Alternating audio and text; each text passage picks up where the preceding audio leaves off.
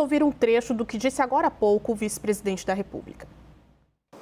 E vamos também marcar com entidades e empresas americanas, porque tem uma integração de cadeia.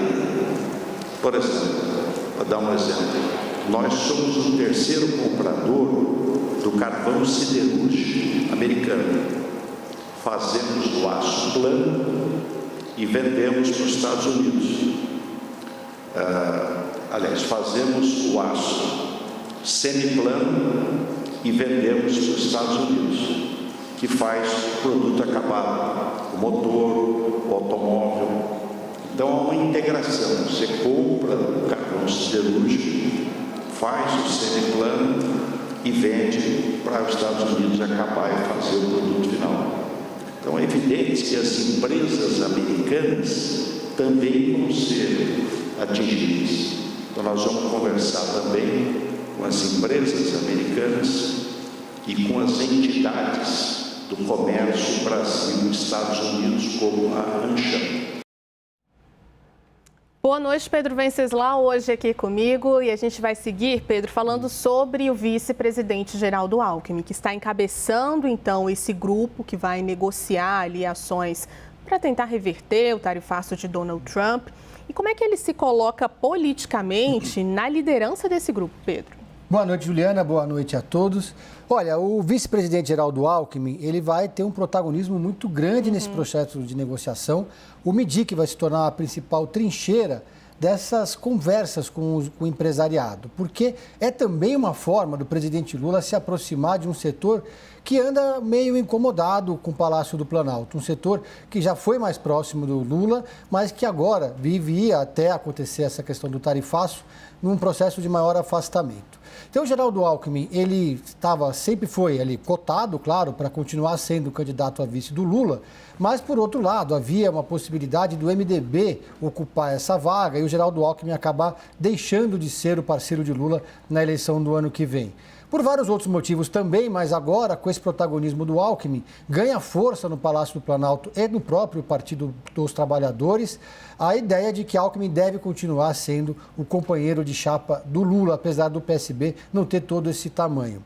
E essa estratégia de escolher Geraldo Alckmin para ser o player principal dessa negociação tem alguns objetivos. Primeiro, a ideia é que os empresários brasileiros se organizem aqui para depois conversarem com os empresários norte-americanos, criando um ambiente de pressão sobre o Congresso do país de Donald Trump. E dessa forma a pressão acabaria chegando também aos democratas, aos republicanos e à própria Casa Branca, porque os americanos vão perder muito mesmo com esse tarifaço aqui no Brasil. Afinal, os Estados Unidos, por exemplo, é o maior importador de café aqui do Brasil.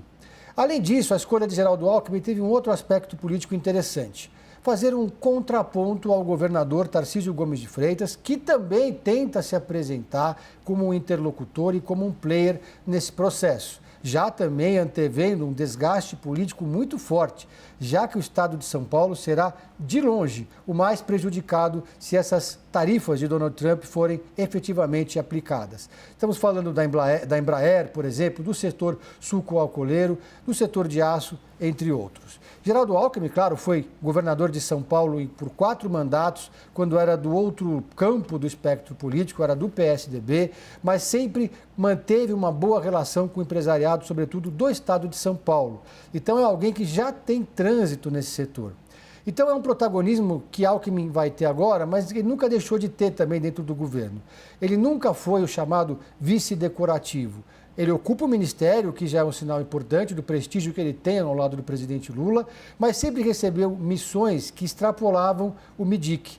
Ele foi cuidar, por exemplo, da interlocução com os militares para novos investimentos que são demandas das Forças Armadas. O submarino nuclear, por exemplo, é algo que passa pelo gabinete do Geraldo Alckmin, as negociações em torno desse submarino. E também as conversas com vários outros setores importantes. Então, Alckmin já assumiu missões como, por exemplo, quando aconteceu aquela enchente no Rio Grande do Sul. Foi ele que liderou a comitiva brasileira. Faz viagens também importantes, estava na África semana retrasada, representando o Palácio do Planalto.